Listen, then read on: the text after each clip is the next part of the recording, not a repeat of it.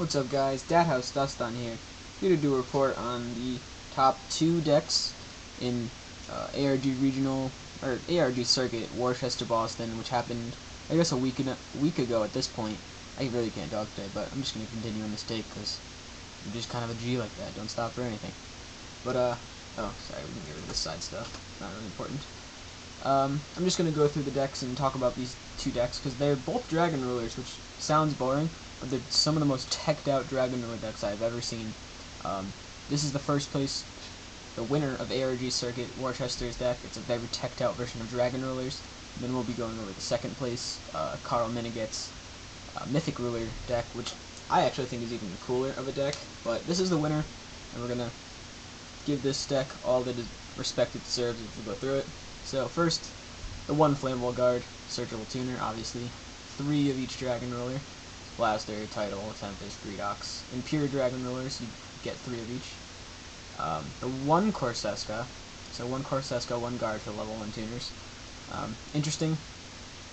I guess he didn't feel like he needed it. And he wasn't really scared of chain disappearance.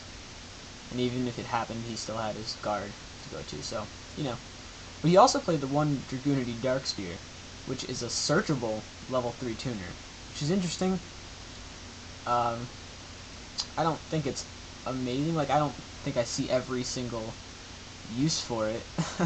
I mean, you could summon this, and you can't really utilize its effect, but it is a level 3 tuner, and you could pitch it straight with Dragon's Ravine if you need to. You could search it with Tempest or Dragon's Ravine, because it is a Dragoonity. So, you know, it's definitely an interesting card, and it's a level 3, so I don't know, you keep it in mind. There's probably some cool plays with it that I'm just not seeing. That was the main card in this deck that I just don't completely see the use for, because he's not even running cards of consonants, so pitching this away with that's not even there. 1 Dandelion, it's defensive, and you could synchro with it. He did say it was the worst card of the day, and he would not play it again, but it's an Earth, you know. Dandelion won another event, so that's pretty cool. Shout out to Dandelion, even though he just said it was the worst card. 1 Kidmodo Dragon, it's basically Trigon, but you can resolve its effect, unlike Trigons. When it's sent to the graveyard, you can special summon a dragon from your hand, so you basically don't have to use a color that turn if you send it with Ravine, or you could send it with Redox and save yourself another color. Interesting plays, it's basically just Trigon. I'm sure sometimes you wish it was Trigon, sometimes you're happy to have this. I don't know how often you actually use this effect, but it's there. Tech, Electric Virus, he knew he'd be playing against nearly all Dragon Rulers today, so Electric Virus, pretty good. So you just throw it in the main, you know? Triple Max C, once again, all Dragon Rulers all day. Oh, and this is also pretty good against Evil Swarms. Swift Scarecrow, a lot of decks trying to OTK, works with Redox. He did lose game 1 in the finals because this was Swift Scarecrow and not Battle Fader, and Felgrand could just negate it, so yeah. I do think Swift Scarecrow is a little bit better though, because it's Redox target, and Solemn Warning still a card, and yeah. 2 Debris Dragons for, you know, Debris Dragon plus Kidmodo Dragon plays for Ancient Fairy Dragon and Black Rose and stuff, and Star Eater, so good card. Searchable with Tempest. Basically 4 Dragon's Ravines. He did decide to play the Terraforming just to win that Field Spell War a little more often, because getting this card as often as you can is really good. It's very interesting to note that this guy played 4 Dragon's Ravines, and you'll see that Carl Miniget only played 2. So he clearly believed that this card was more pivotal to his deck than Carl Miniget. Triple, whatever it is, Sacred Sword of the 7 Stars, Pot of Greed. It's too good. It's really too good. Another tech, Enemy Controller, basically a similar use to E-Virus in this deck, but there's cool plays with it to take your opponent's Crimson Blader when they try to lock you out and then lock them out from the next turn. Book of Moon stops plays and makes sure your Crimson Blader resolves and gets over something. He also said that's why his Forbidden Lance is in here, to make sure that his Crimson Blader wins the battle and gets over something. And he knew how important Crimson Blader was in smash-ups. 2 Phoenix Wing Windblast. Yeah, it's just pretty good in this deck. He did play it over Regeki Breaks because of Stardust Spark Dragon and Stardust Dragon and stuff.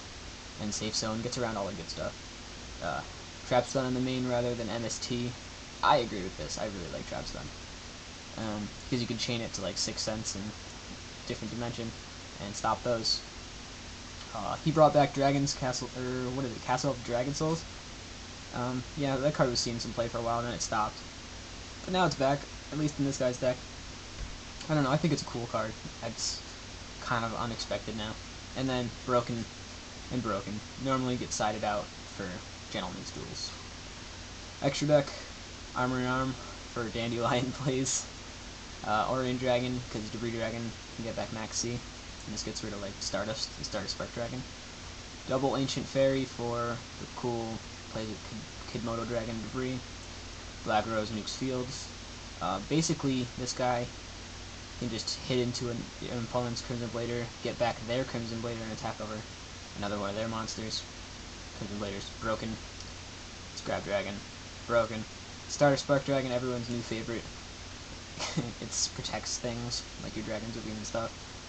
And yeah, it's a little better than Stardust, at least in my opinion, in this deck. He played Gigantic Castle. I don't even know how he made it. But there's probably some combo out there that I'm not seeing, but, you know, good for him. Trident Dragion. You know what? This is why he played Dragoonity Darkspear. Okay, that completely made sense. You could search it out with the Ravine, summon it, and then with a Dragon Ruler you make Trident Dragion in like OTK. Alright, now it makes sense. I respect it. I respect that a lot. This deck's even cooler than I thought it was. Star Eater, Debris plus Dragon Ruler, and then Draco Sack's broken and Big Eye's broken. Those are the only Xyz he played though. His side deck was DD Crow, obviously to stop Dragon Rulers. Maybe if he played like Injectors or something, who knows. Second E-Virus for Dragons and Evil Swarms. Fossil Dino was like the card of the tournament, because you could just do your plays and then summon Fossil Dino, and your opponent wouldn't be able to do anything, and you could like protect it with like Wind Blasts and stuff. Triple MSTs, because, you know, things play traps, rogue decks, all that good stuff. Xyz Encores for Constellars and Evil Swarms. Debunk shuts down dragons at least once.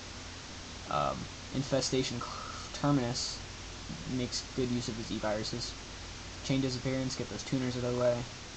Eradicator, resolving this is still broken. And then Skill Drain, my least favorite card like ever. It's so unfair. But, yeah, it does work with Dragon Ruler too well. So, that's the first place deck profile, Jared Williams. Congratulations to him on your victory. And it's the super teched out version of Dragon Rulers, and I respect it completely. And I don't really like Dragon Ruler, like, controlling the meta, but if people are gonna keep making it cool like this, then, you know, all for them. So anyways, I'm Deadhouse Duston, and I'll post another video of Carl Minniget's second place deck, so look out for that. Alright guys, bye.